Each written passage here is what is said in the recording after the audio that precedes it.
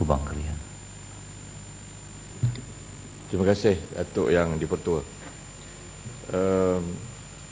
Saya juga seperti mana rakan-rakan yang lain ingin berkongsi beberapa maklumat tentang rang undang-undang ini. Dan saya rasa ada rasionalnya cadangan daripada sahabat saya dari Indra Mahkota supaya apalah salahnya nama akta ini diubah supaya sebutannya lebih proper dengan izin, lebih mesra alam, kerana mungkin kita harus melihatnya daripada pelbagai aspek. Saya ingin mungkin bermula tentang beberapa kesedaran yang perlu kita ambil perhatian terhadap undang-undang ini, kerana spesies yang terancam ini ataupun dengan dinamakan dengan izin taksonomi ini mengikut Kesatuan Pemeliharaan Alam Sekitar Antarabangsa IUCA telah merakamkan ataupun menemui 40% daripada kepupusan itu daripada semua jenis organisma. Yang ini yang didapati angka ini bertahun 2006. Kemudian juga kita melihat di Malaysia sendiri daripada laporan Trade Record Analysis of Flora and Fauna, lebih daripada 500,000 hektar hutan yang ditebang tidak mengikut peraturan. Yang ini semua bagi saya telah menyumbang kepada apa yang dikatakan ancaman terhadap beberapa spesies penting dalam negara kita.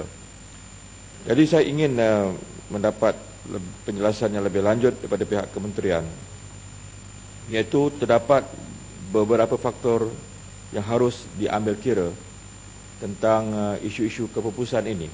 Antaranya adalah pertama sekali tentang kebakaran hutan, yang kedua adalah pembukaan tanah-tanah baru, yang ketiga melibatkan pemburu haram, yang keempat isu global warming ini, iaitu terlibatnya ataupun terkesannya hasil daripada peningkatan suhu dunia. Jadi dalam isu yang melibatkan tentang kebakaran hutan ini, mungkin kita tidak serius negara jiran kita yang hampir setiap tahun kita menghadapi isu kebakaran hutan. Tetapi isu pembukaan tanah baru juga harus diperhatikan, kerana saya melihat kawasan-kawasan lindungan ataupun kawasan-kawasan yang telah pun digazetkan sebagai kawasan pemeliharaan, contohnya hutan bakau di kampung saya sendiri, di Tanjung Piai, di Pulau Kukup, di Kuala Sepetang. Ia bukan sekadar ianya melihatkan keindahan faunanya, flora dan faunanya, tapi juga kita melihat di sanalah tempat kediaman tetap spesies-spesies seperti yang terlalu banyak, spesies seperti monyet, kera, dan kemudian kita melihat juga haiwan-haiwan yang lain, yang bila kawasan-kawasan ini diterokai atas nama industri ataupun pembangunan, maka saya rasa ini juga harus diambil perhatian. Isu spesies-spesies seperti beruk dan monyet ini yang mengganggu penduduk di kampung-kampung yang saya sebutkan tadi itu adalah merupakan fenomena yang boleh kita lihat sekarang, yang bukan sekadar ianya menghilangkan tempat kediaman mereka, tetapi telah lahir isu baru, iaitulah mereka mengganggu kediaman dan juga hasil tanaman penduduk kampung. Jadi macam mana nak buat? Adakah Jabatan Haiwan akan pergi tembak? Macam mana nak kawal? Sebab yang menyebabkan mereka mengganggu penduduk ini bukan salah mereka, kerana rumah mereka dan kediaman mereka itu diganggu atas nama pembangunan. Jadi saya mengharapkan isu-isu seperti ini dapat diperhatikan Dan kemudian kita juga ingin mendapat penjelasan apakah insentif-insentif yang mungkin boleh menggamit ataupun boleh menarik perhatian mana-mana organisasi ataupun individu yang mungkin mengambil suatu daya usaha yang murni ini. Contoh tadi macam Farid Sulong yang suka bela kucing. Dan sekadar bukan dia sekadar bela kucing yang dia minat, tetapi mungkin dia jumpa anak-anak kucing tepi jalan ini, maka dia mengambil insentif untuk memeliharanya. Dan kita faham sama ada kucing ke anjing ke ataupun mana-mana binatang ini, kalau dia sakit, kos rawatannya lebih mahal daripada manusia itu sendiri. Tak boleh bawa dia pergi klinik bidan, tak boleh. Kena bawa klinik veteriner dia sendiri, pakar. Jadi bayarannya cukup mahal, lebih mahal daripada kita demam. Kucing sesama tu demamnya, ubatnya lebih mahal daripada manusia. Jadi apakah insentif pihak kerajaan? Sebab kita tak boleh bandinglah dengan negara maju seperti di Skandinavia yang kita lihat, insentif diberikan. Hatta seakan-akan yang bela haiwan terbiak ini mungkin boleh menyara hidupnya dan haiwan itu sendiri hasil pada insentif kerajaan. Tapi adakah bentuk-bentuk insentif ini akan diberikan pada mana-mana pihak, sama ada individu atau mana-mana badan yang memang berminat untuk menjadikan mungkin kediamannya ataupun ingin mendirikan kediaman untuk spesies-spesies ini terus hidup daripada mereka menjadi mangsa kepada akibat daripada hilangnya tempat mereka di atas faktor-faktor yang saya sebutkan sebentar tadi.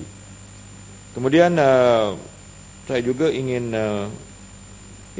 bertanya, adakah ada undang-undang bila binatang ini dikembirikan? Ada orang suka bela kucing, suka bela anjing, tapi dia tak nak beranak. Ataupun dia tak suka ada pembiakan. Jadi kucing yang dibela tu dengan kos yang ialah mahal, makanannya pun mahal, lebih mahal pada breakfast kita. Ya. Cantik, bulu ni cantik, tapi yang tukang bela itu tak nak dia beranak contohnya. Jadi ataupun tak nak dia tu, bakanya tu dibiarkan. Jadi dikembirikan. Bila kembiri ni sihatlah kucing tu, tapi menyeksa batin dia seumur hidup.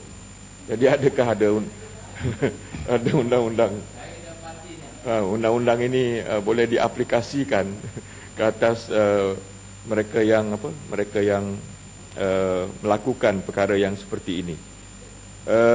Kemudian yang akhirnya, Datuk Datuk Tua, saya juga melihat bahawa isu-isu yang melibatkan tentang pemeliharaan haiwan ini harus juga dipandang dengan lebih serius, kerana saya melihat aktiviti pemburuan haram ini semakin menjadi-jadi dalam negara kita dan mendapat hasilnya cukup lumayan, macam tenggiling, macam spesies biawak dan juga spesies-spesies yang lain seperti rusa, dan seumpamanya bukan sekadar rusa ni dan kijang, bukan sekadar dagingnya itu yang diminati oleh manusia, tapi kulitnya juga ada syarikat gelap ataupun perniagaan gelap, black market, yang membeli hasil ini kerana untuk dibuat barang-barang kulit yang berjenama, yang hasilnya kita lihat kesannya adalah kepupusan binatang-binatang yang saya rasa menjadi kebanggaan kita semua.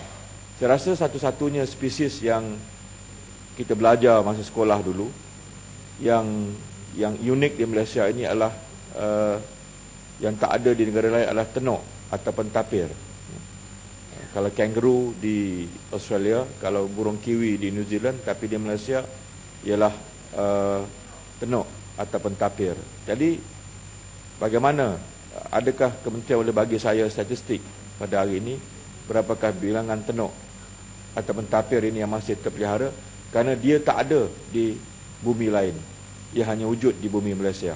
Jadi seserius manakah perkara ini dapat dipelihara oleh kerajaan kita pada hari ini. Sekian, terima kasih.